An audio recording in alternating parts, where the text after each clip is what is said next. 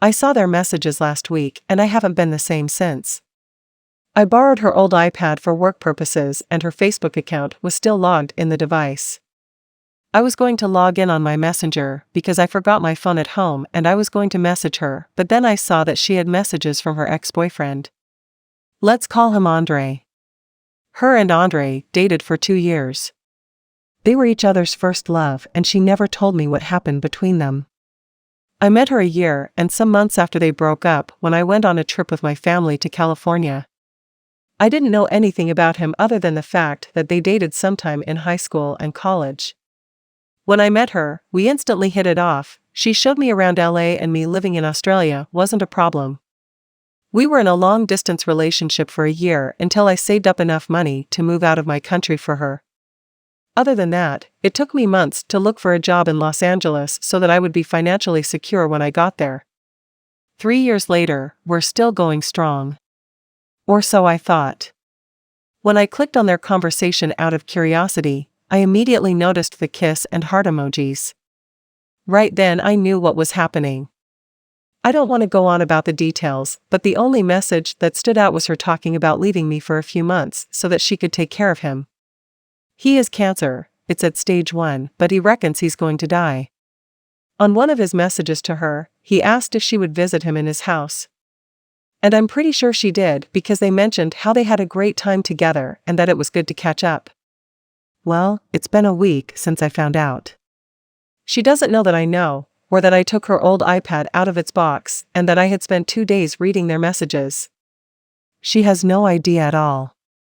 She thinks everything is okay between us, but I actually want to cry for a long time and that I want to physically hurt myself. I have no friends in LA, all of them are back home and they're all living their own lives now. I don't want to talk about it to anyone because thinking too deeply about it hurts. I guess when it all comes down to it, she never really loved me and I'm still trying to accept that. I don't know how to approach this. I have written my resignation letter for work and I have messaged my parents that I was going to go home sometime next month. I did both when I was extremely upset. I just need advice on how to approach this. I don't want to talk to her about it at all. I can't even look her in the eye without wanting to break down. Please help me on what to do and how to approach it correctly. As of now, I'm thinking of leaving while she's at work.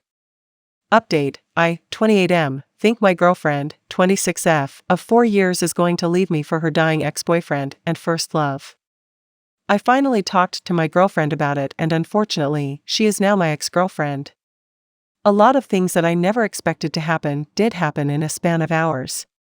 As soon as she opened the door to our apartment, I could tell that she was already starting to cry.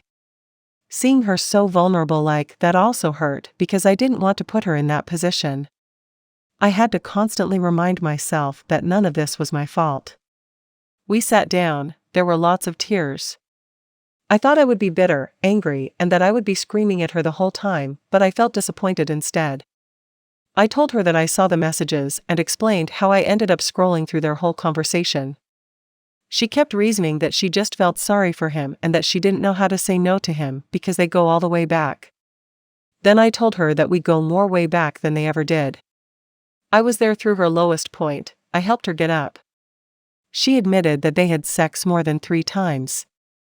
I saw it coming, I had a gut feeling, but hearing her confirm it hurt so much.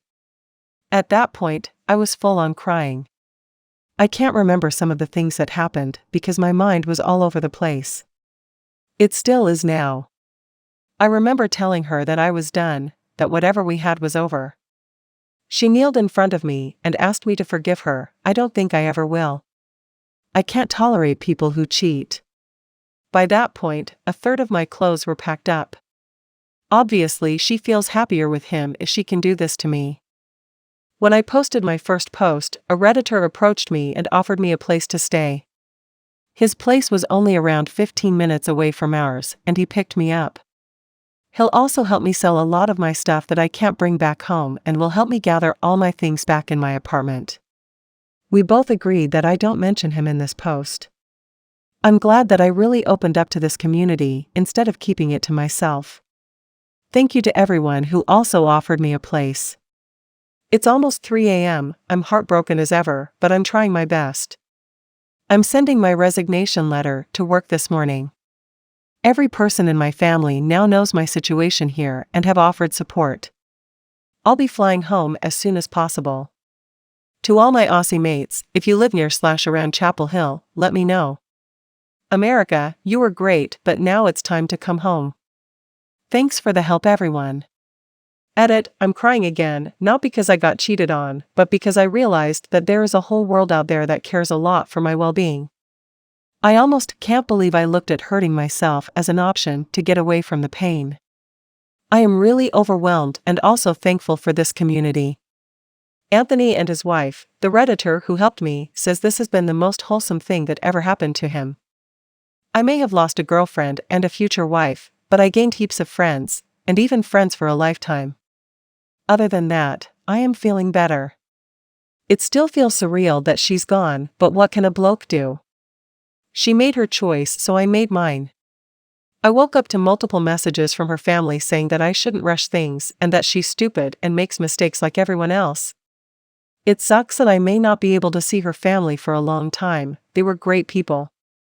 I thanked them and said that, although I believe in second chances and everyone makes mistakes, cheating is a choice that assholes pick, never a mistake. X also emailed me around 5 in the morning. The email was too long, my eyes hurt from crying, so I junked it straight away.